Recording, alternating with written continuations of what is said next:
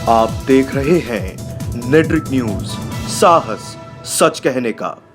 हर अम्बेडकरवादी को अपने आप को सारे गिले शिकवे भूल करके एक मंच पे आना पड़ेगा और संगठित होकर के शासन लेना पड़ेगा। और राजनीतिक जो फ्रंट है ये हमारा इसीलिए कमज़ोर हो रहा है कि हमारे लोग बिखरे हुए हैं।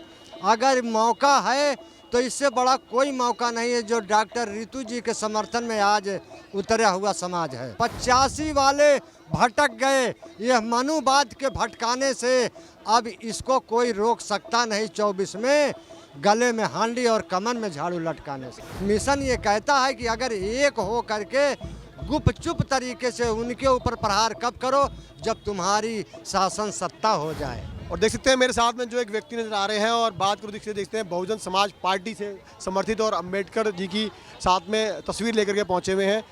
क्या लग रहा है जिस तरीके से बहुजन समाज को लेकर तमाम बातें उठ रही हैं और बहुजन समाज पार्टी के आप समर्थक हैं और भीम आर्मी भी यहाँ पर पहुँची हुई है, तमाम लोग पहुँचे हुए हैं समर्थन के लिए।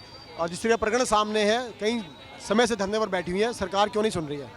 सरकार ये परीक्षा ले रही है अभी, और जब तक हमारे लोग इसी तरीके से एक संविधान के मानने वाले एक नहीं होते हैं, तब तक ये हमारा संगठन और राजनीतिक जो फ्रंट है ये हमारा इसीलिए कमज़ोर हो रहा है कि हमारे लोग बिखरे हुए हैं।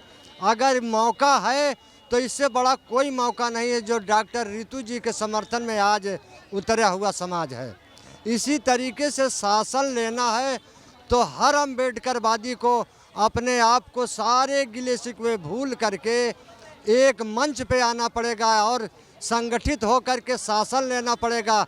अगर शासन नहीं लेते हैं तो 24 के बाद जानते हो 85 वाले भटक गए, यह मनुवाद के भटकाने से अब इसको कोई रोक सकता नहीं। 24 में गले में हांडी और कमर में झाड़ू लटकाने से। 85 का नारा तो हर कोई दे रहा है। आप तो मायावती समर्थक हैं, लेकिन मायावती जी नहीं कुछ बोल रही है।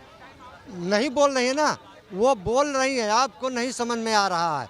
जो संविधान के दायरे में काम कर रही हैं, ये नहीं कि औरों की तरह कहीं किसी को उसमें भाग करके समर्थन देना और लोगों को फंसवा करके जेल में डाल देना। कितने हमारे लोग ऐसे उफान में आकर के हमारे नवयुवक लोग जेलों के अंदर पड़े हैं।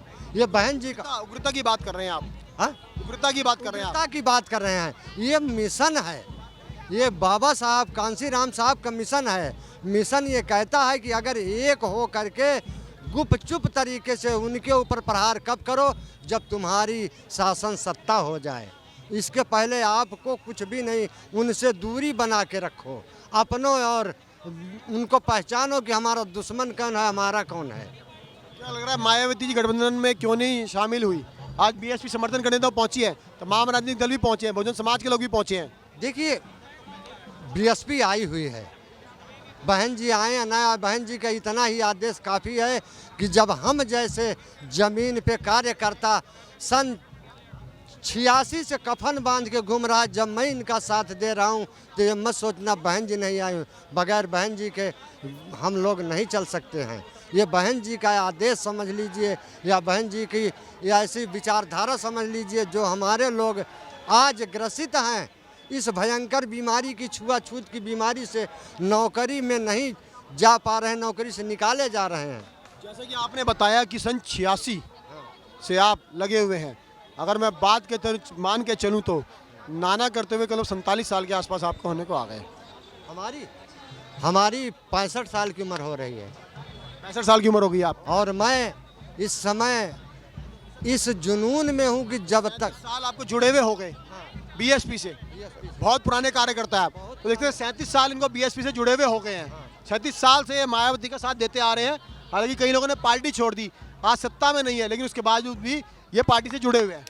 हाँ जी, मैं पार्टी से जुड़ा हूँ। ये बाबा साहब का मिशन है, कांसीराम साहब का मिशन है, बहन जी का मिशन है। जब तक हम लोग उस जिद्दी घराने के हैं कि जब तक हम शासन सत्ता पे नहीं बैठ जाएंगे तब तक इस मोमेंट से हटेंगे नहीं। लेकिन मायावती भी टैग लगाते हैं कि बी पार्टी है बीजेपी। ये तो लोगों की धारणा है ना। अगर बहन जी बी पार्टी होती तो कब के घुल मिल गई होती। आपके समाज के लोग ही लगा रहे हैं।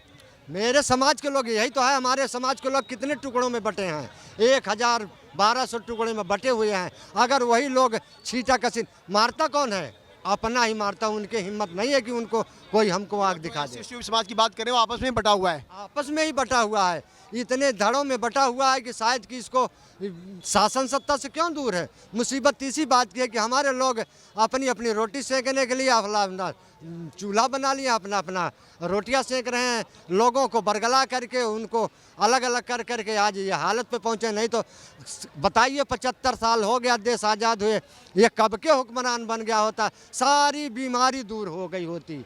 और इनको भटकाने वाला वही 15 के लोग हैं, मनुवाद में लोग हैं, जो इनको भटका करके कुछ लालच दे करके इनको लगा देता है कि कुछ लोगों को भी खेल लो। आज बीएसपी का क्यों कमज़ोर पड़ी है? बाबा साहब कांसी राम साहब का मिशन क्यों कमज़ोर पड़ा है? उनके बताए हुए रास्ते पे क्यों नहीं चल रहे हैं? क्योंकि अपनी अपनी रोटी सेकने पे लगे हैं। जिस दिन अपनी रोटी सेकना बंद कर देंगे और भारत के अंदर एक तीसरे नंबर की पार्टी बहुजन समाज पार्टी है, और सबसे वोटों में भारत के अंदर कहीं भी चले जाओ तो बहुजन समाज पार्टी के आदमी मिलेगा। औरों के जितने भी फ्रंट बने हैं कोई नहीं मिलेगा।